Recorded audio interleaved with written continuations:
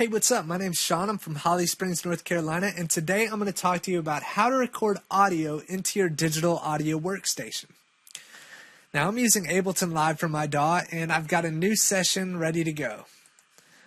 The first thing you're going to want to do in any DAW is go to your preferences and make sure that your audio input device is selected to whatever you're recording from. So in my case, I'm recording from a TC electronic audio interface through an XLR cable to a condenser microphone. So I want to make sure that audio interface is selected to my audio input device, which it is. Cool. So now we can close out of preferences, and I like to change to arrangement view just because it's easier for me to see the track.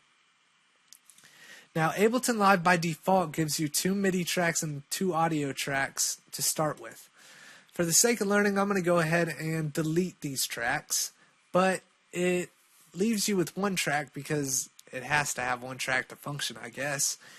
And it's a MIDI track, and I don't need a MIDI track, I need an audio track. A MIDI track is used for recording notes and sequences that can be played back by plugins and synthesizers.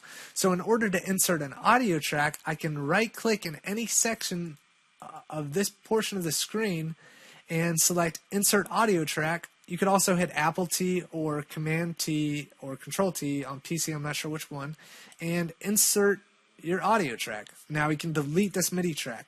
The next very important step to recording audio is making sure your track is armed so that track is the one recording the audio.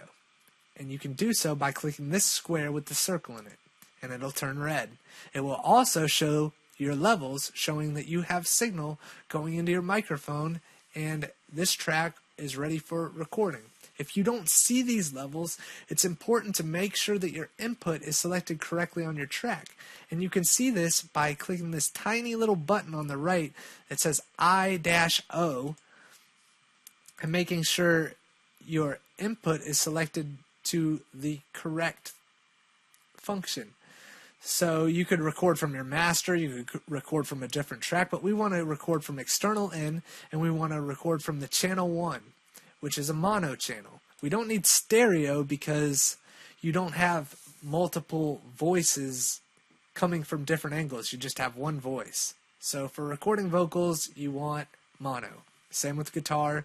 Drums, you may want stereo, and other things like that.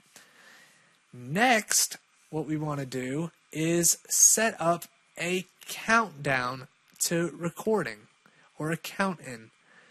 And this is a metronome or a click that goes off right after you hit record. So when you hit record, it'll count down so you know when you're about to record. So you can set this to none, 1 bar, 2 bars, or 4 bars. None is just record right when you press it.